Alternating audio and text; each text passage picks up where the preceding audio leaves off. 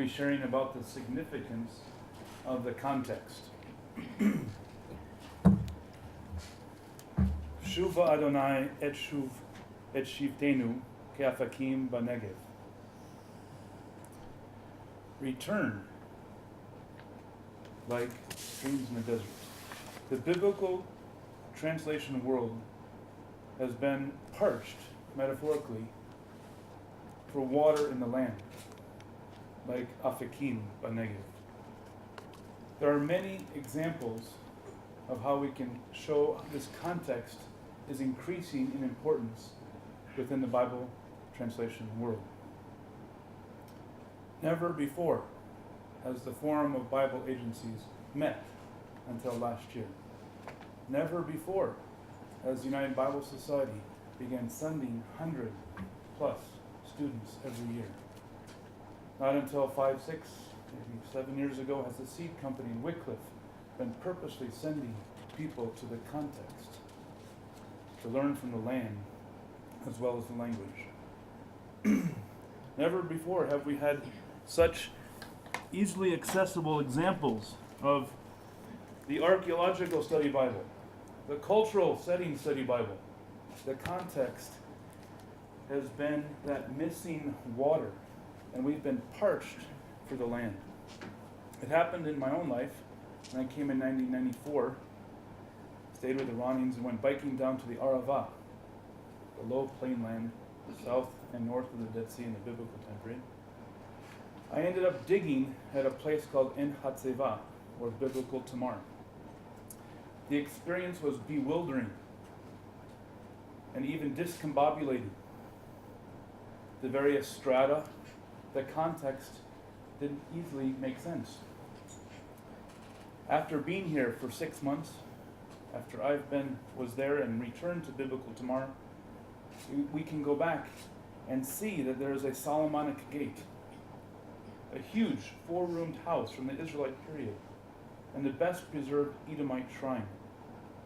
These things come alive out of the context and help us better understand the Bible. This context is vast and breathtaking, so much so that Dr. Halvar Ronning and Jim Munson have coined different phrases to try to capture the complexity of this. Context criticism, a new methodology that we espouse as being just as important as redaction criticism, form criticism, and all other types of methodological criticisms. We can give many examples, and some will be shared in just a few minutes. From archaeology, we can see the 4-roomed house, how it helps us imagine Elijah's upper room, Jephthah's vow, and the Jericho spies hiding out on Rahab's rooftop under drying flax stalks, and then fleeing. How? From a casemate wall, where that broad room of the 4-roomed house doubled as an outer wall of the city. Another part of context criticism, and the list goes on: archaeology, topography, flora, plants, fauna, animals, religious, cultural, man-made, agricultural, religious. All of these contexts are what make up context criticism. And another good example is topography. A few years ago, JCBT brought about 9 Chinese Bible translators and consultants in training. Their flight arrived early, and I was called upon to help pick them up, but we couldn't enter to Hebrew University to receive the student cards because it was too early. So I was encouraged to pause, to delay, and take the biblical Beit Haron 443 route. We stopped, got water from the rocks. We saw the Givaot, Harim. We saw the hills, the valleys. The topography was immediate. It was realized. And it was overwhelming. As we stood at Givat Shaul of the biblical period, Tel Aful, we could see the Benjamin Plateau. And the leader of the group said, Brian, we have to go back to the airport and return to China. And I thought, why? We're too overwhelmed. We see the mistakes we've made in our translations. We now see what the hills look like and the mountains look like.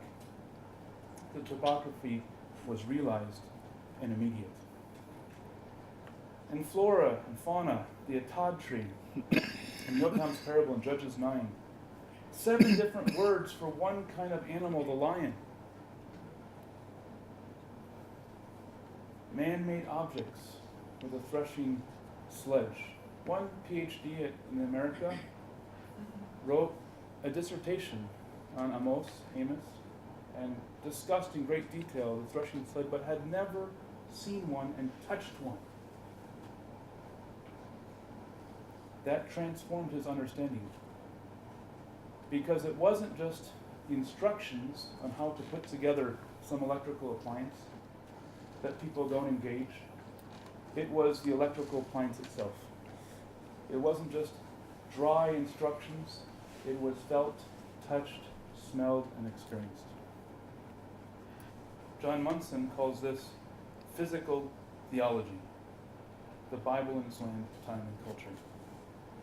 In a sense, we, as Jews, as Christians, in the Bible translation world, have been in exile for many, many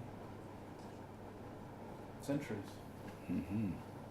And in coming back to the land, our senses and our interpretations can be restored and aligned better with the biblical text. Shuva Adonai et shvitenu ke'afakim b'negev. Return, that we can have those fresh torrents of water. That reminds us of Lamentations 5:21, and with this I close. Hashivenu Adonai alecha nashuva hadesh yamenu kekedem. Return us, O Lord, return us and renew our days as of old. Thank you.